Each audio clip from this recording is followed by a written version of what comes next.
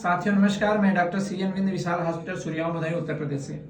साथियों, जैसा कि आप हमारे सोशल मीडिया पर हमसे जुड़े रहते हैं, तमाम अच्छी जानकारी आपको मिलती रहती हैं। आप इतना सहयोग, प्यार, समर्थन और आशीर्वाद देते हैं, मैं उसका आप लोगों को धन्यवाद देना चाहूँगा।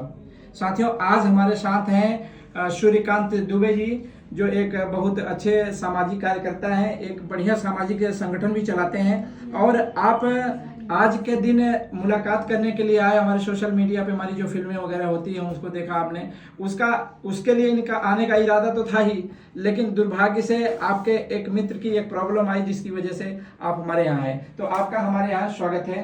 तो बहुत बहुत धन्यवाद डॉक्टर साहब। बताएं क्या सेवा है। हम तो आपके सोशल मीडिया के माध्यम से आपकी चीज़ों को जानते ही थे, आपसे जुड़े ही थे। और यहाँ आने के बाद हमको पता चला कि आप अपने सूर्यावा के फर्स्ट प्राइवेट MBBS हैं और आप अपना ये विशाल हॉस्पिटल चलाते हैं और लोगों को बहुत सी जानकारी देते हैं। आज एक घटना ऐसी घटित हुई कि हमारे एक मित्र थे और उनको रास्ते में चोट लग गया। तो चोट लगा तो वो अपना फर्स्ट एड करा के, जैसे बैंडेड लगाया, डेटॉल से धोया, इतना उन्होंने किया। उसके बाद जब हमसे मुलाकात हुई तो मैं उनको टिटनेस के सुई के लिए सजेस्ट किया।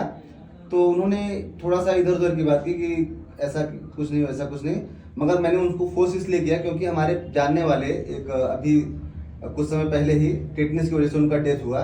इसलिए मैंने कहा कि नहीं, आप चल के उन सुई लगवाइए।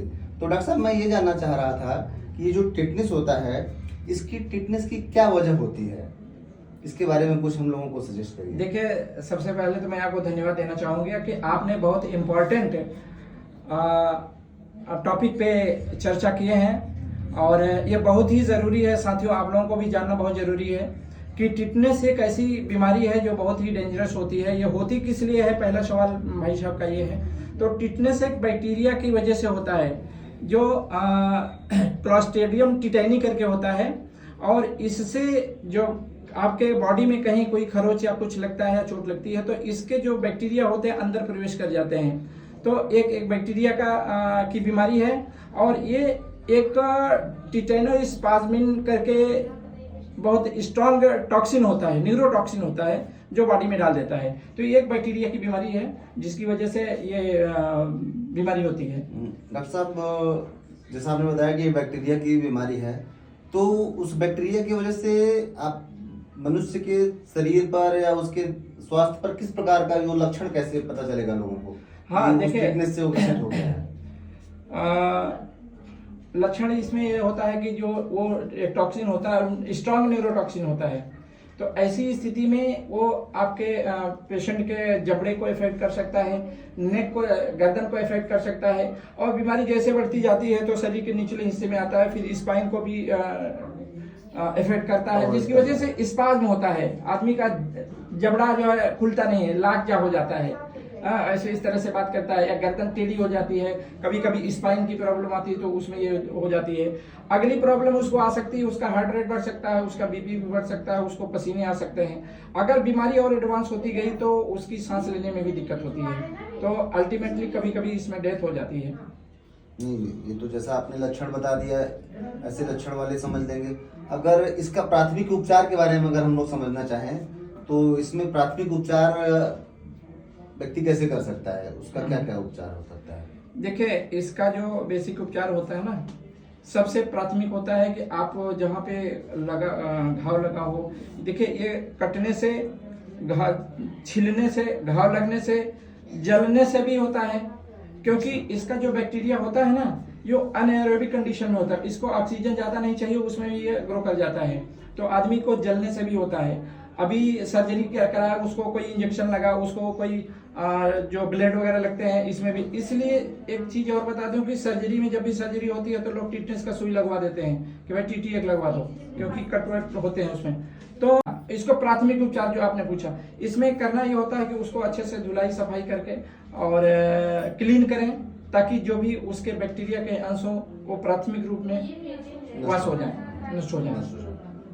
ठीक, बहुत अच्छा डॉक्टर साहब, आपने लक्षण और उपचार के बारे में, और इसमें अगर हम लोग एक चीज जाने की सावधानियां, जिससे ये चीजें हो ही ना, जिससे ये सब चीजें जो आ रही हैं, ये समस्याएं ना उत्पन्न हो, तो उसमें हम लोग कौन कौन सी सावधानियां कर सकते? देखिए, सावधानियों के पहले हम कुछ आपको ट्रीटमेंट का भी बता दें कि इसमें टिटनेस का इंजेक्शन लगता है।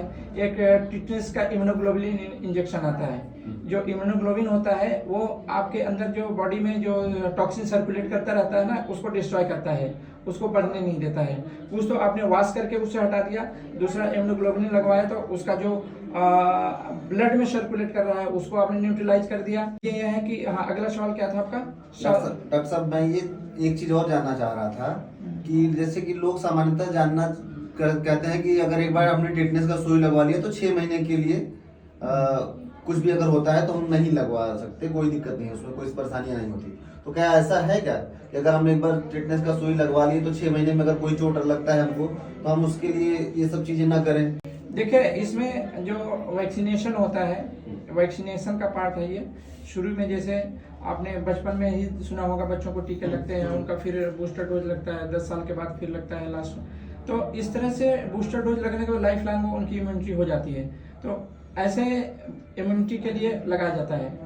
तो यानी कोई अगर स्वस्थ व्यक्ति भी है तो एक बार अगर वो काम कर रहा है दैनिक जीवन में तो छोटी छोटी चीजों में, जैसे आपने बताया कि कोई माइनर कुछ हुआ, हाँ माइनर हुआ तो उसने ध्यान तो दिया नहीं, हाँ। मगर वो अगर टीका लगाया है तो उससे बच सकता है। बिल्कुल बिल्कुल।